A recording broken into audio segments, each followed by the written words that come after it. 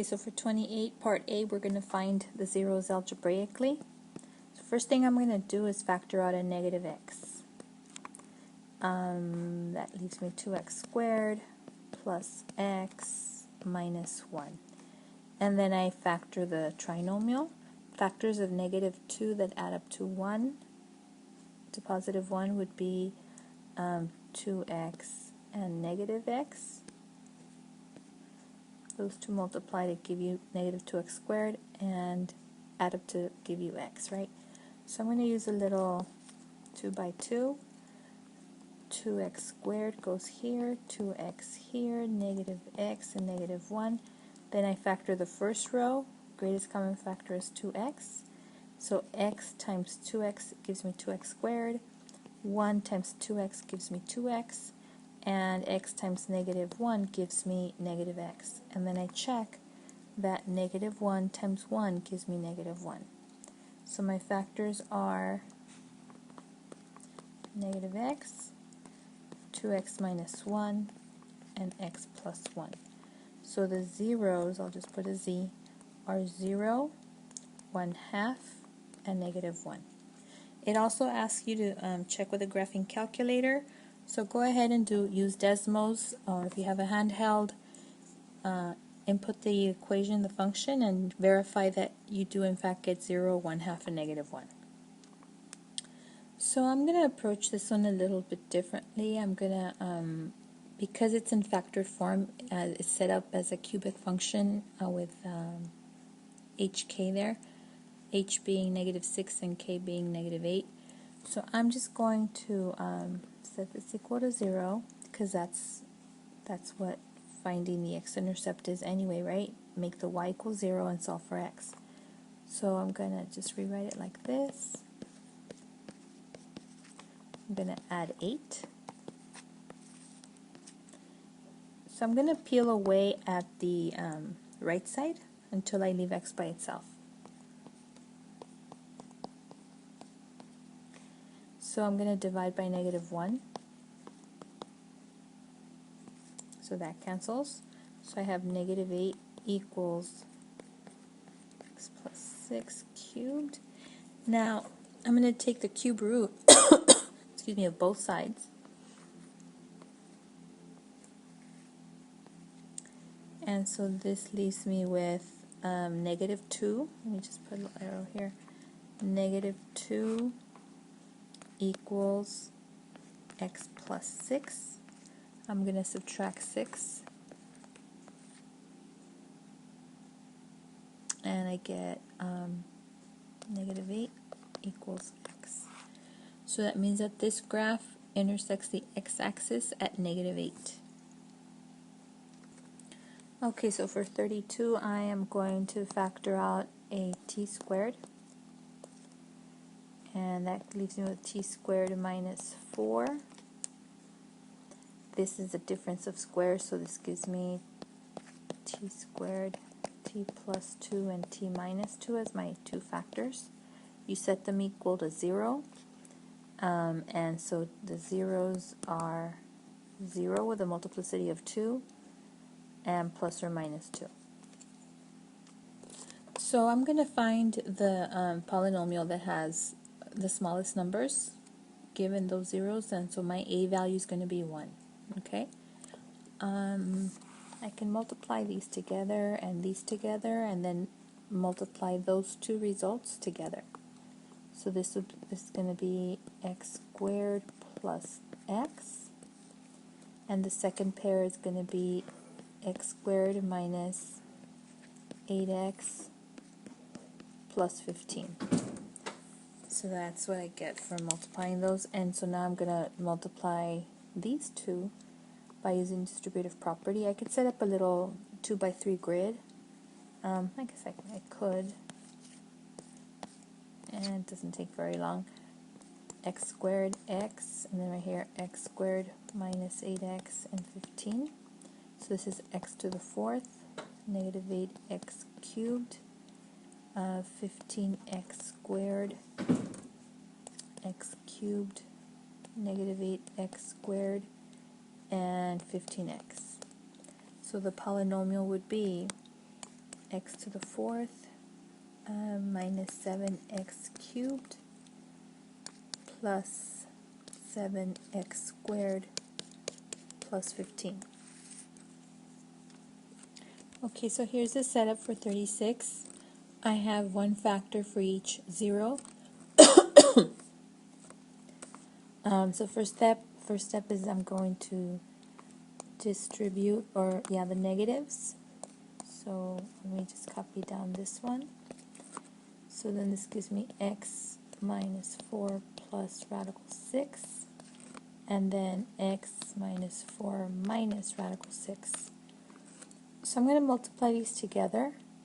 Okay, and then at the end I'll multiply whatever I get from here, I'll multiply it by this one. Let me set up a 3 by 3.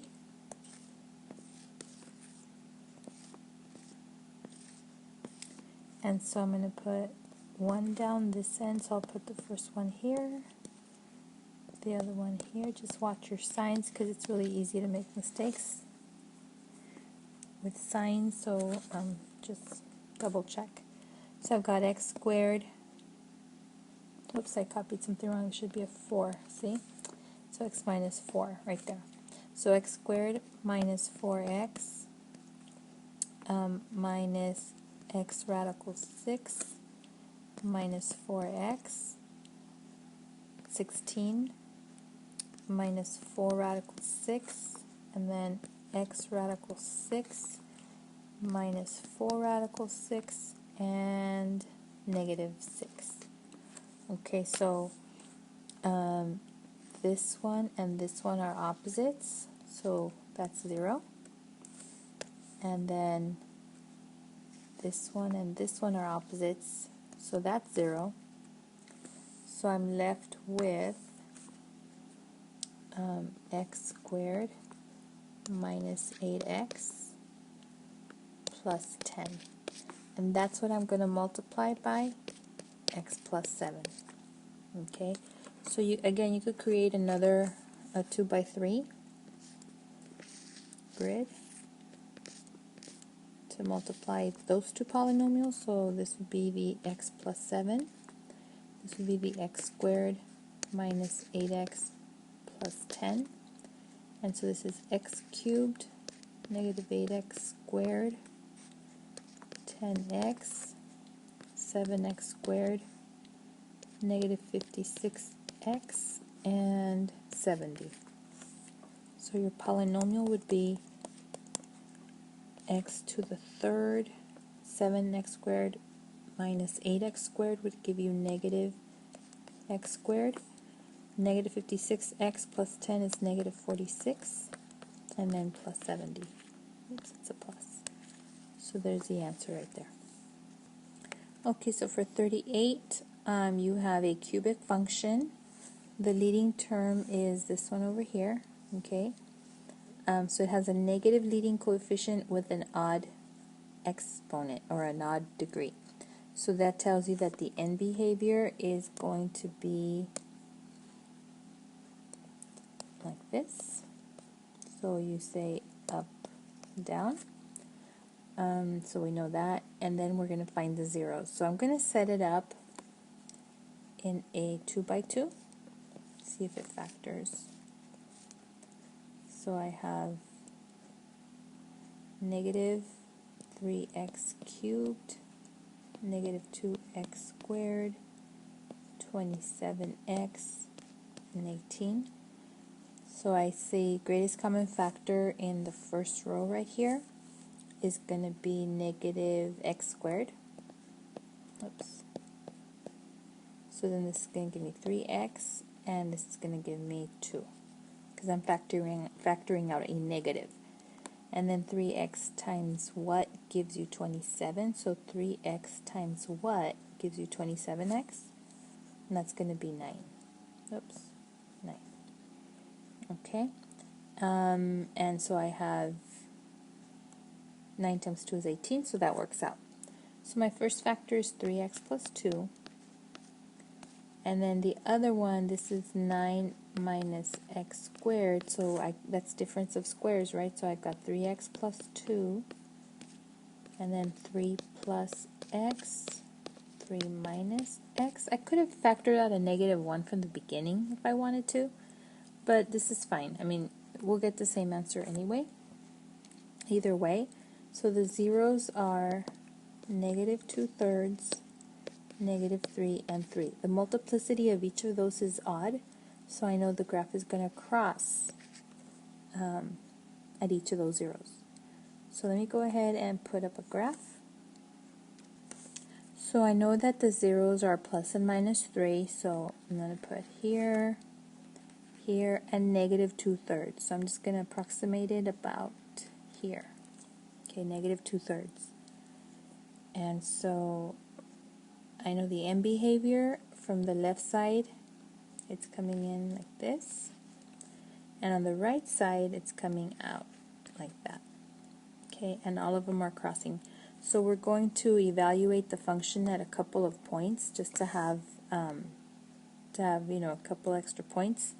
So let's do f of 1. So f of 1 is 18. Well, I guess let me put it in the factored form. I think it's easier that way. So let me just erase this. And so f of 1, I would put it in 3 times 1 plus 2, and then 9 minus 1 squared, like that.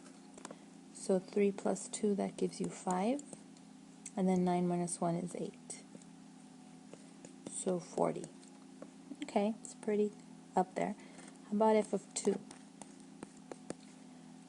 3 times 2 plus 2, and then 9 minus 2 squared.